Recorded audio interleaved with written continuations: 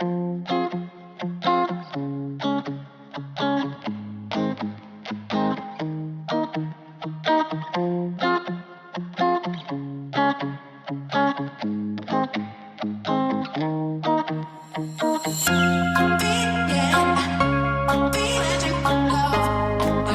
going on, everybody? Welcome back to another episode of the Agency Hour podcast. And today's episode is very special. We are joined by a special guest all the way from California across the country.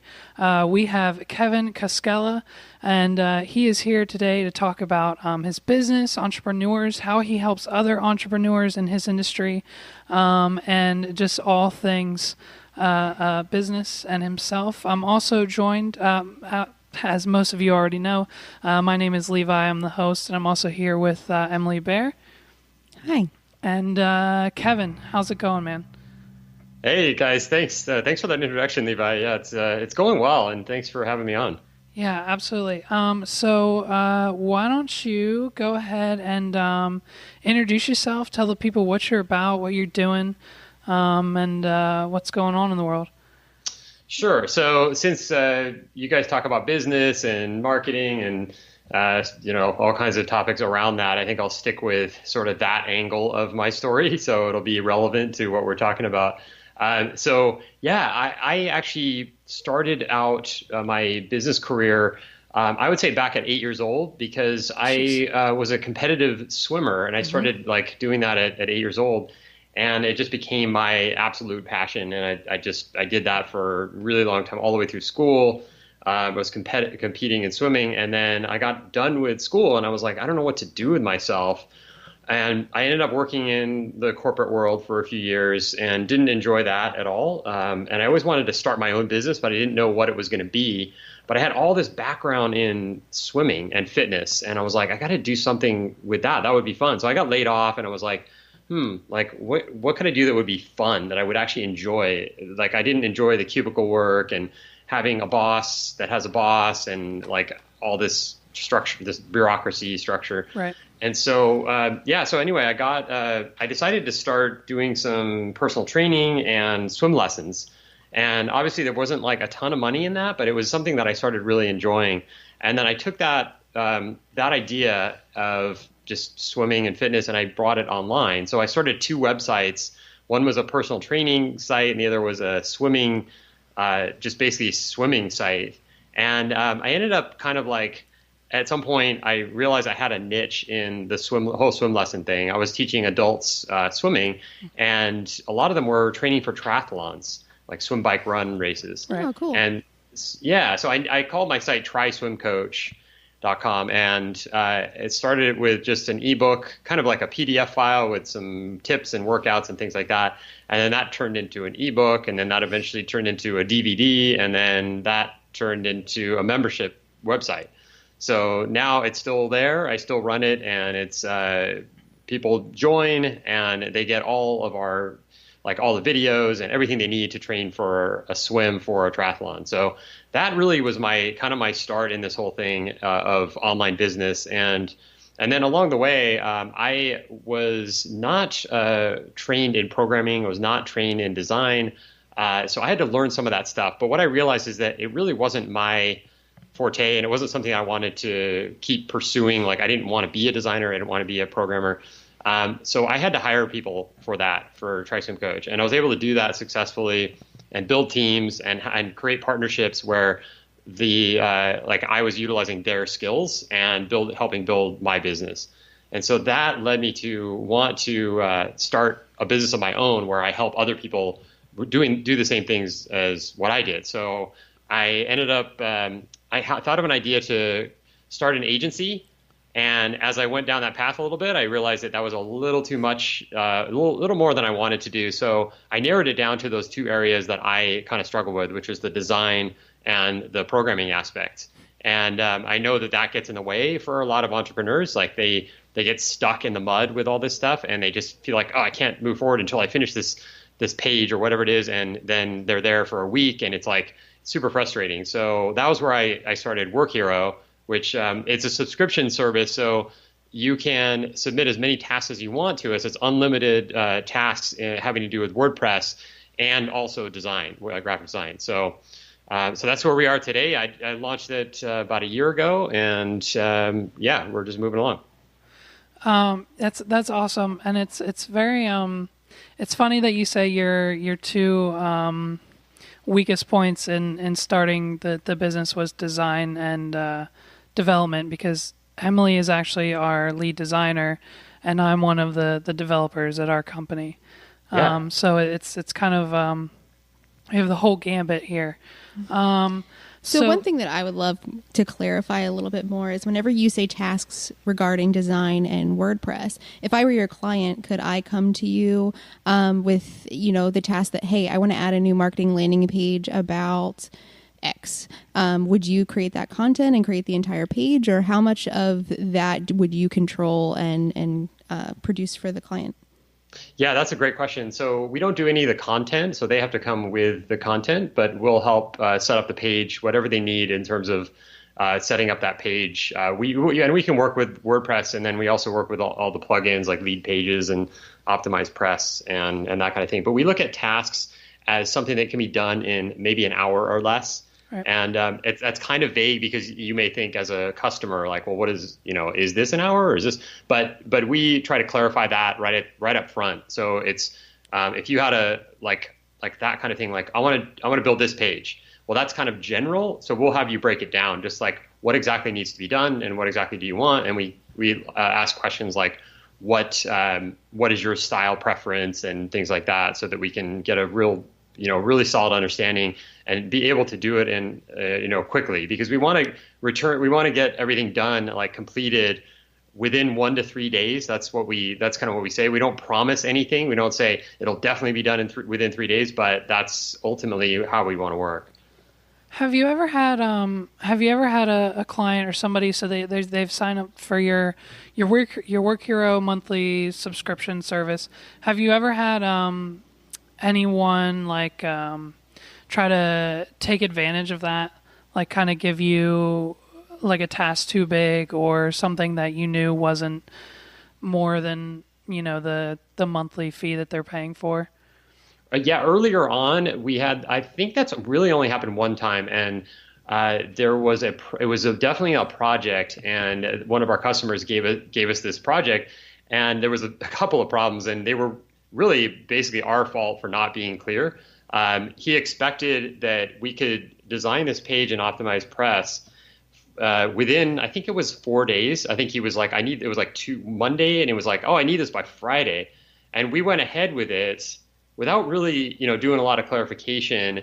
And it got really stressful because we were not finishing it. It was taking a lot longer. It was a huge project. And what we learned from that is that we needed to just break it down and just say, okay, what are the steps that we need to do here? And we can't promise the time frame. That just doesn't work. So that we got that done. We actually did it in time, but it was like a lot of stress, and he was putting a lot of heat on us and like, hey, what's going on? And it was like, kind of one of those things that we definitely learned from and updated our processes from that and everything. But since then, I can't think of any time when it was like someone was taking it, like we thought someone was like taking advantage. Because I think the way we have it set up, there isn't really, people can't really take advantage. I mean, we're going to do whatever tasks that you give us, and some of them are going to be fast, and others that might take a while, and we'll do them one at a time. And most people just send in like a batch of tasks, and then they kind of disappear for maybe a few days or a week, and then they send us another batch. So it's not, it hasn't been overwhelming at this point. But if we ever get to that point where it seems like, okay, we're getting inundated, I just hire more people. I mean, that's my solution. That's great. So just for even more clarification for myself, so what I'm understanding is maybe a firm like Pixel and Hammer, our firm, would develop the website. And we know that one of the largest issues that our clients have if they are not staffed for it is maintaining that. And we offer solutions for that, but sometimes they just need things every so often. You would fit in that in to complete those tasks for them, rather than having to create some sort of big plan with an agency like us. They can get minor tasks and updates created to that website, but you don't create the websites, correct? Exactly. Yeah, you hit the nail on the head. That's exactly what we do. And I've actually talked to some developers and some designers and working with them on that exact thing where they may have overflow, where it's like they design it and then they don't want to keep doing the work, like every little thing that customer wants. They want to let it go, and then we can take over from there if it makes sense. That is fantastic. I kudos to you for finding that need within the market, because it is a need that we see every day. As a firm that works on larger websites and larger projects, one of the things that bogs down our team are those little requests that come through, and we love our clients. We want to be able to support them, but that does take a chunk of our time every week that takes us away from those really, really large projects. So that's fantastic. Yeah, feel free to send them over to Work Hero. Great. No, I did see. I was browsing on your website, and I did see the affiliate program. So we might be signing up for that soon. I'm all making about business deals right here on the podcast. Cool. Yeah. Awesome. I'm all about the affiliate links nowadays. It's So okay, let's take a turn here real quick. So a little bit of background. Emily. So Emily is the owner of our company. It's Pixel and Hammer. So we do websites and graphic design and branding and logos and things like that. And then myself, not only do I work for Emily full time as one of her web developers, but I also own a business of my own. We DJ, film, and do photography for weddings and events in our area. So we're both kind of in that entrepreneur category. Have you maybe experienced it for yourself, or maybe some of your clients or friends or people in your inner circle have experienced this entrepreneurial burnout per se? Why do you think it is so prevalent now? And how do you personally, or how do you think people can prevent that as business owners? Yeah, I love that question, and I've actually thought a lot about this whole idea of burnout, and I've struggled with it myself for sure, and I've got a lot to say about that. Actually, there's a lot of things that come to mind. I mean, I guess the first thing is our American culture is very much promotes the idea of like working long hours and not sleeping enough. It's like that's heroic in most areas. Like it's one of those things that you get praised for. You know, like, oh, I've only slept like 10 hours this whole week, and I've been working so hard. And people are like, oh, good for you. You're just doing such a good job. But meanwhile, like you look at the reality of that, and it's like not sleeping enough is, that the latest research has shown that leaves you prone for cancer, like not getting enough sleep. And it's like, so you want to cut your life short and then have a lower quality of life as well, to do what? Like, what's the point of that? Like, that's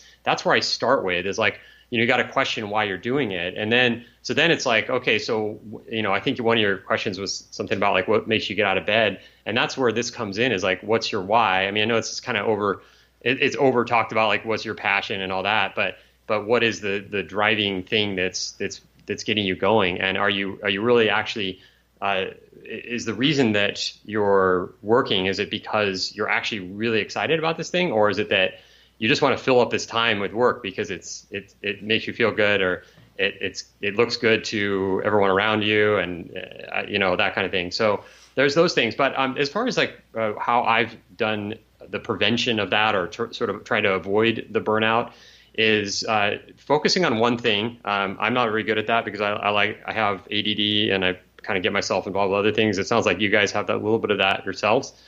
Yes, absolutely. Yeah. but focusing on, kind of try to narrow down to one thing, and if not, like kind of automate the things that whatever the other things are doing.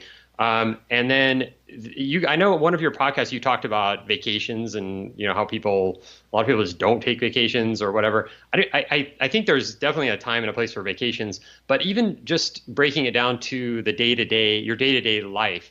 I know a lot of people that just work all day on business. It's like 9, 10, 11 hours, and they're inside, they're at their computer, they're staring at the rectangle, and they're just like, and I'm like, I just cannot figure out how they do that without getting burned out. And maybe they are burning out. But for me, it's like there's a couple things that I do like for the day to day. And one is to try to get out into nature, even if it just means like going for a short walk and seeing a little bit of nature somewhere. Like for me, I live by the bay in San Diego. And so I can walk down to the bay and just even seeing the water out there, like that to me is like a little bit of a shift, a mental shift and a break. And that can keep me going so that I'm not just constantly doing the same thing all the time and staring at the screen. And I think that's a really good way to avoid burnouts, is to consistently get out into nature, because there's tons of science behind the fact that we do well as humans if we can get into nature on a regular basis. And living in these cities that most of us do, it's actually not that healthy just to stay surrounded by these concrete buildings and that's all you see. So, I'd say getting into nature. And then the second thing is figuring out what your most productive times of the day are, and don't deviate from that. Like I used to just think, I got to work 8 hours, because I came from the corporate world where everybody just works like from 8 to 5 or 8 to 6 or whatever. Yeah. And I just sort of was mimicking that because it's just what I knew. But it turns out that I don't do that well in the afternoons. Like I'm not really I'm not really at my best between like 1 and about 3 p.m. And I used to just fight that and try to work through it, and I would struggle.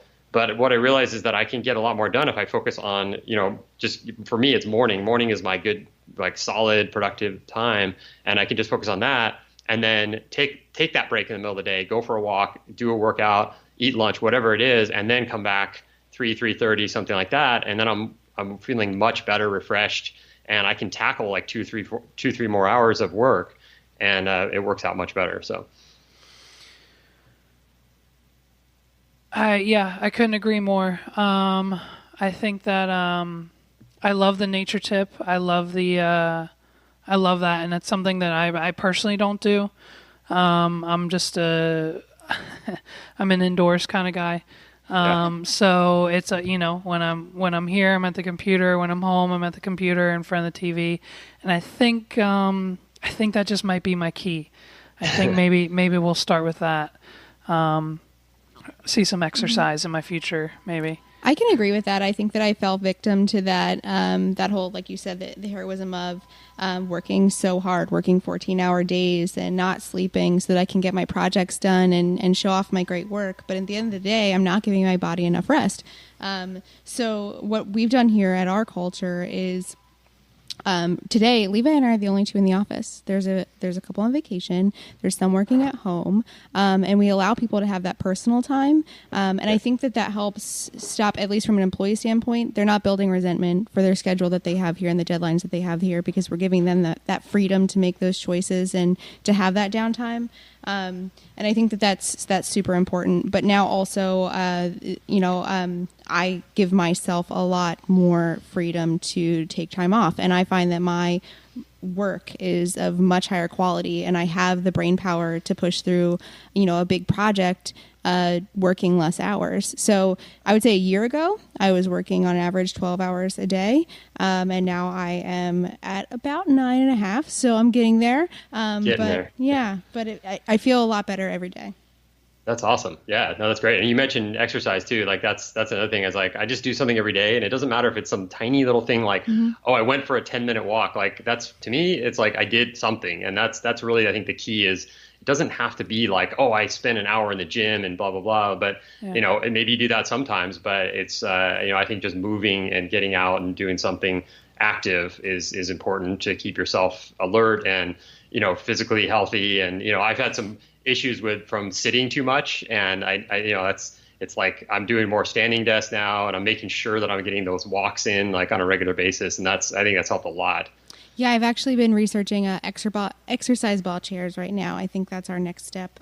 Nice. So I'm pretty excited about that. Yeah. Yeah. So how is do you guys have like a physical office location, or do all your work heroes work like remotely? It's all remote. I'm in San Diego, and that's where I spend most of my time. But I have teams in Philippines and Eastern Europe, and then I have people in Brazil as well. So it's kind of spread out. We don't have an office. I work from an office some of the time, like part-time, Yep. but I also work from home, and then I work on the road or wherever I am. So it's fully remote.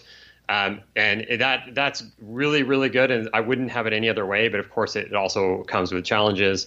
And we try to like overcome some of those challenges of not having that like physical, like, face-to-face aspect by using Slack a lot. So Right, yep. that kind of helps, somewhat. So That's fantastic because we allow work from home, but we enjoy each other. So a lot of us come into the office every day, but we still use Slack here and prefer that rather than, yelling across our open floor plan here at the office. So that's fantastic. yeah, and you guys were like friends before you started the company, right?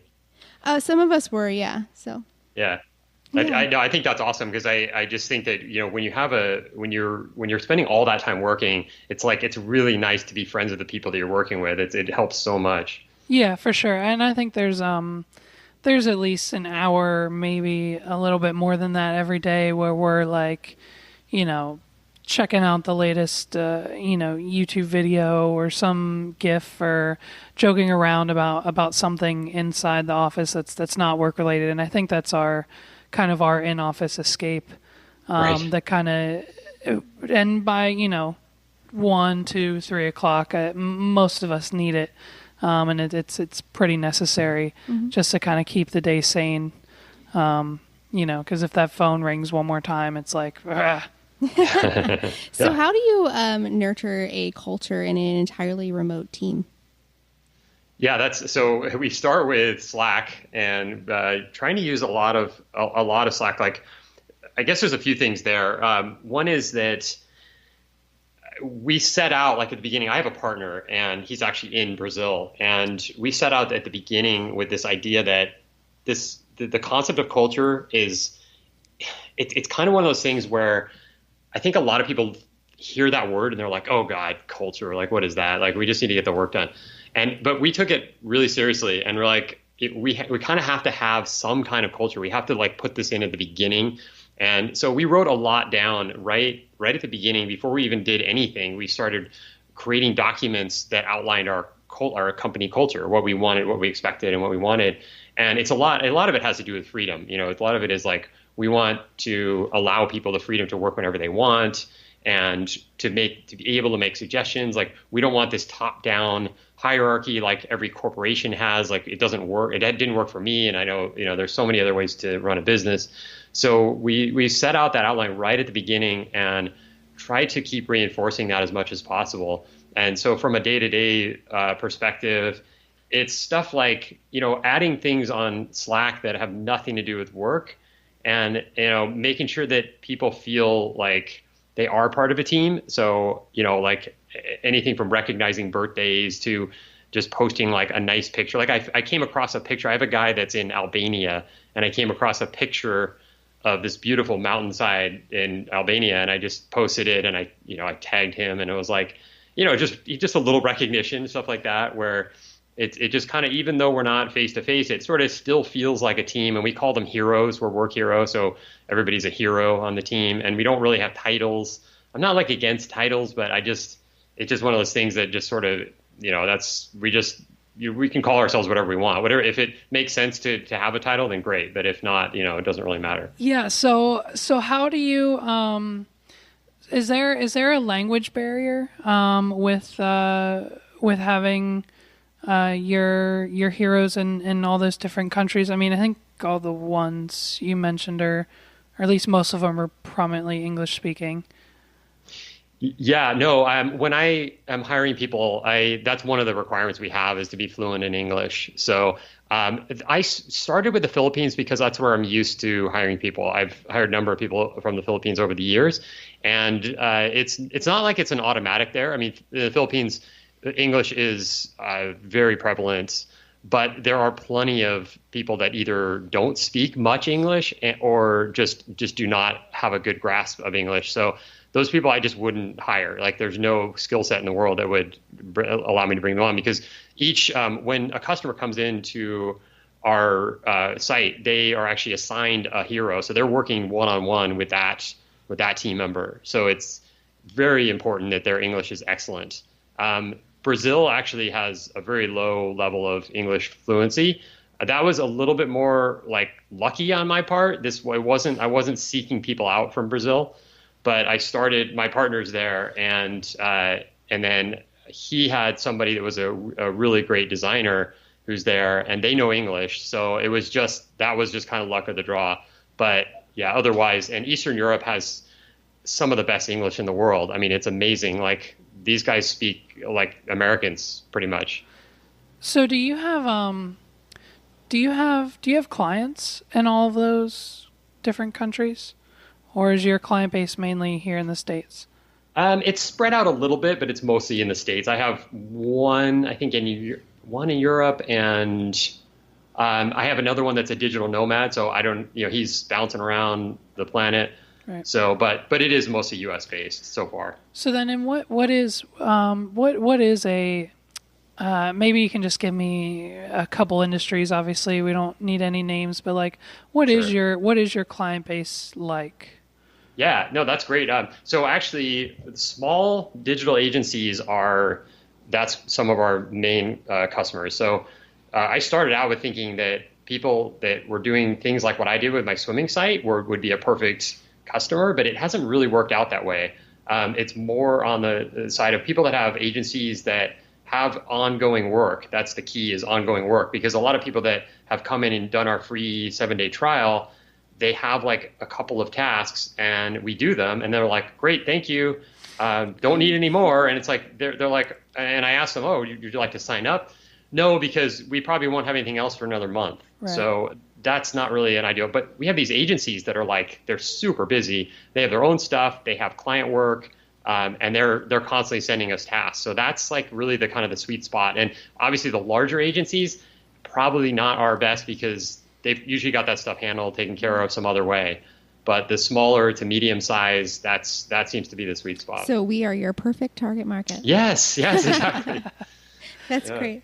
No, I do. That's super interesting. I do think that that's a need that we have in our market. I'm interested to know, given that you have a fully remote team and you also work with agencies like us, how you manage your projects. Do you use certain project management tools?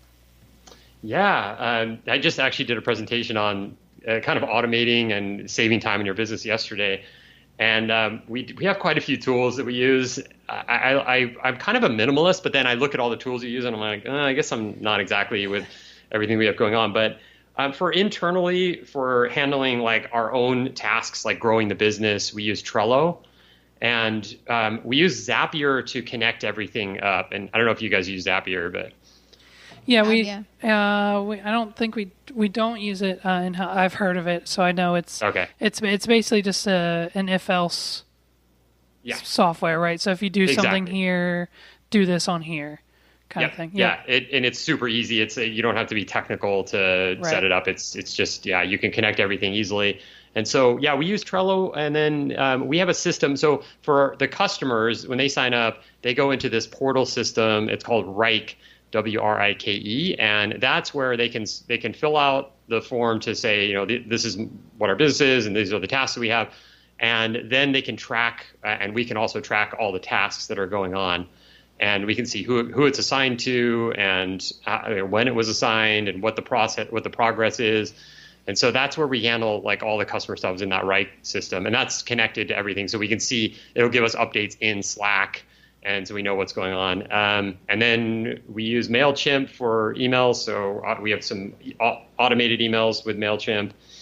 And let's see, what else do I have? This is another one that we just added, and it's called Carrot. Have you ever heard of this? I have not, no. Okay, so if you use Slack, you know that like you could go back and forth on Slack, and maybe there's some important information, but then a month later, it's kind of lost. And you're like, wait, where was that? Which channel was it? And where do I have that? With Carrot, you can add whatever that is, and you can just create like not a file, but just like a post, kind of almost like a post, and it's saved in Carrot. And then you can link to that so that stuff in Slack doesn't get lost. So it seems almost like overkill. It's like, we have this other software to do something that this software doesn't do. But so far, it's kind of cool, and I kind of like it. It's easier to keep track of a lot of things. Got it. So like if you have like an important link or a bookmark or question that needs to come back to. Yeah. A couple weeks later, you can just quick snap, and then there it is. Yeah, exactly. Yeah, so just kind of more like permanent stuff versus Slack, which is always kind of moving. Right. Yeah, absolutely. How in this industry do you maybe just for your personal work that you do, and obviously the heroes that you have around the world, how do you ensure that they're keeping up with like the latest and greatest industry trends, design trends, and are they dedicated like certain like hours a week or months or year or whatever it may be to kind of research, or on their own time, or just throughout the years, I guess, through the projects maybe that kind of comes up? Yeah, I actually leave that to my project managers who are also on the team. So we have a technical team and a design team, and the technical team kind of lead. Well, he does both. I mean, he's doing the work. He's also doing the project management. So he helps with making sure that each of the developers gets whatever they need, and he'll keep them updated on anything that's changing. And then the same thing with, I have a designer who fills that same role. So I'm not actually involved in that. Like, I'm not sitting there and finding the latest and sending it out to people. If I do come across something, I will post it, but I'm not, that isn't something that's more like kind of handled with our project managers. And we try to take, so I mean, we're really small, so we're growing, but we're trying to not hire too many people. Like, we hire all the heroes, but then as contractors, but then we don't want to hire like a full-on project manager at this point, because we have people that are doing that in conjunction with their daily tasks and everything. How much input do your heroes have in the tasks that are created by, say, an agency like me or another entrepreneur that might be utilizing your service? Yeah, how much input? So can they help with the strategy or things like that? Yeah, we give them a lot of freedom, and they can ask for help anytime. It's very easy for them to ask us for help, but they have a lot of freedom, and I try to hire the best people I can find, and then give them some training, and then it's really up to them. If they have any issues or questions, then they can go for help, but I give them a lot of freedom. So I know on your website it says that you guys provide templates for social media, but do you provide any type of marketing or strategy or scheduling or posting of social at all for your clients? No, we don't do that. And that's why one of the things that we talk about is that we're not trying to replace a VA. So if you want, like you mentioned, like posting social media, like that would be a great job for a virtual assistant to manage. We don't do that. We just stick with WordPress development and design ongoing tasks. And we try to be very specific and not deviate into other realms. But we do get a lot of requests for particularly SEO. That's one of the ones that we get all the time that we just don't do. So we refer people, but just keep to our specialties. I think that's smart. SEO is its own monster. Yeah, totally. Yeah, some people don't realize that. They think, oh, just do my SEO. It won't take very long. It's like, no, that's quite a project. That's awesome. So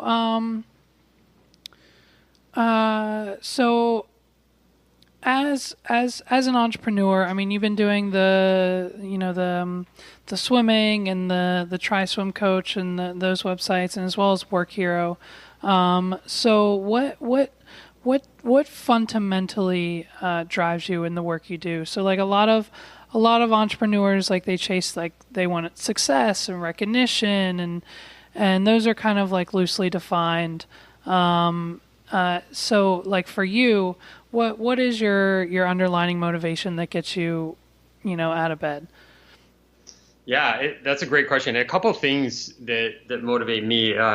Well, let's see. So with Try Swim Coach, I started that with having a passion for swimming and training, and like fitness, and so that's sort of been fulfilled. And it's with swimming, there's only so many things that you can say. Now, so I'm not that excited, honestly, about like teaching people swimming anymore. That was like a few years ago, many years ago, and now I'm kind of like, okay, I moved on from that. But what happened when I built Try Swim Coach was that I started really getting excited about building the business and all the things that go into that and the challenges that go into that. Like that's what really motivated me, was to solve all the problems that came with the business. So I got to a certain point where I had a lot of things automated, and Try Swim Coach was kind of like humming along, and I'm like, I want a new challenge. So that's when I started Work Hero.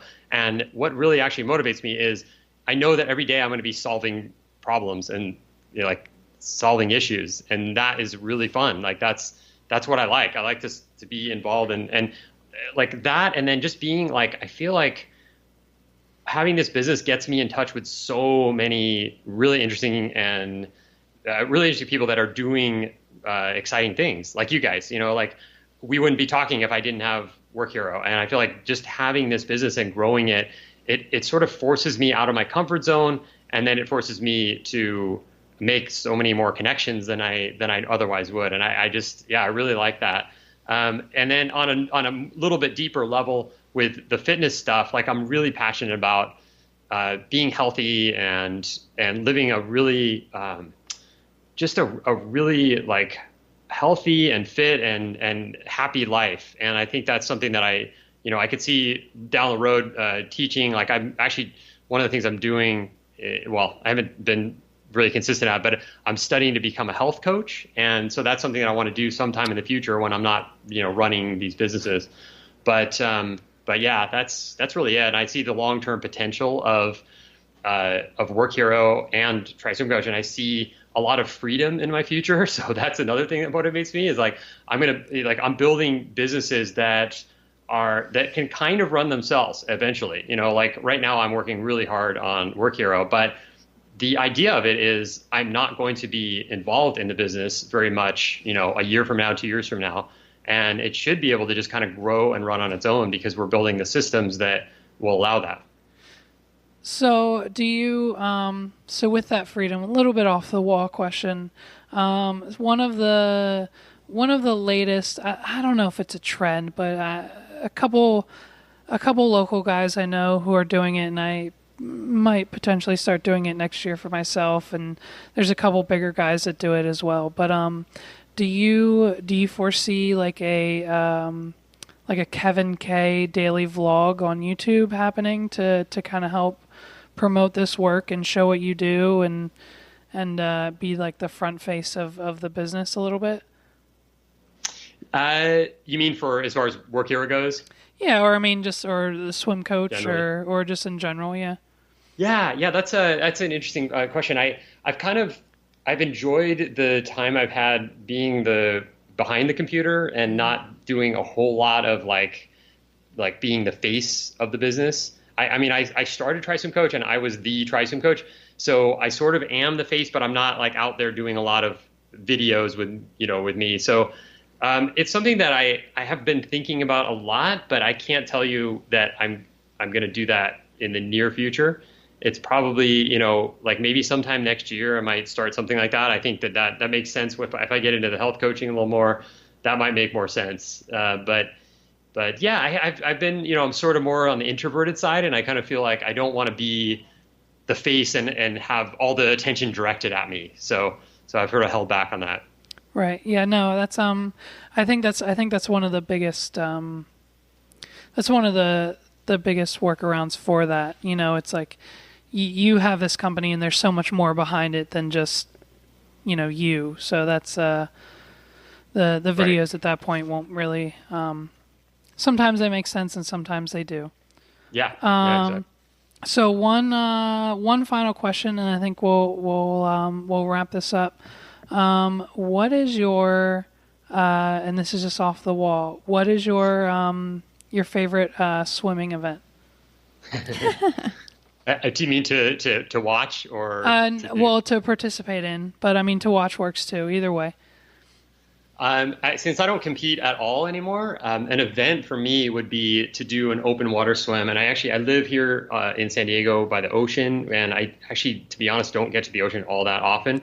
I mean, as far as swimming goes. That's terrible. But yeah, I know it's terrible. It's going to change. I had an injury, blah, blah, blah, like last year and all that. But so the event, so I decided to start training just about a month ago for this swim that goes from Europe to Asia. And it's a 3.7 mile swim off the coast of Turkey. And you just cross the continental divide there. And it's in the middle of the summer in the Mediterranean there. And it just looks incredible. So I decided to start training for that. I'm not really in amazing shape right now, but I'm getting, little by little. And so that type of thing is really exciting for me and not to race. Like I just want to do it. I just want to get out there and be like in the middle of the Mediterranean going, holy crap, I'm in the middle of the Mediterranean. I'm in the continental divide. This is amazing. Like that's kind of what more motivates me these days. Well, first, that just exhausts me talking about it. But second, what I think is really cool about that is as an entrepreneur, I think we're a special breed of people. And I think that we have a ton of interests that we want to explore and do. But I think that your business and your heroes allow those business owners to get rid of a lot of those tasks that they don't need anymore or that are taking up all of that time so that they can explore all of those options. So it's really cool to see you being able to take that off of their plate, but then also explore things that you're interested in your life as well. Yeah, it's really all about freedom. That's something that is really important to me. And it's my highest value is being able to have freedom. And so it's tough to do if you're doing everything in your business. Absolutely. Okay. Awesome. So, Kevin, where can people find you? Where can they find out more about Work Hero and everything you're doing over there? Yeah, they can just go to useworkhero.com. That's our website. And if they want to contact me, we have a contact form there. I just changed that contact form. So I'd love it if people would click on that and use it, because instead of a typical contact us form, which goes to email, ours is going now to Facebook Messenger. And I'm starting to experiment with that and see if that it's a little bit better, because it'll go to their phone. Like if they send a message on Messenger and then we reply, with the autoresponder, that goes to their phone. So they see it right away and we're right in the top of their mind. So I'm kind of excited about that. Well, you should check back in and let us know how that's going.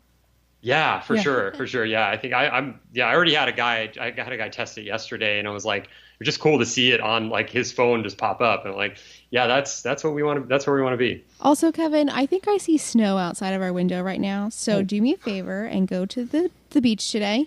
And think about us. Wow, you guys are having snow already. Yeah, we're. I shouldn't even tell you what the weather is here. It's probably. I think it's 79 today. Yeah, all right. Yeah, we're in that season. Okay, Kevin, thank you so much for coming on. Like he said, you can go to useworkhero.com. All of Kevin's information and Work Hero's links and everything else will be in the description of this episode down below.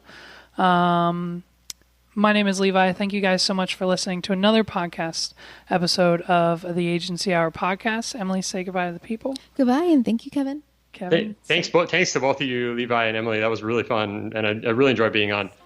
All right, guys. We'll see you next time. Girls don't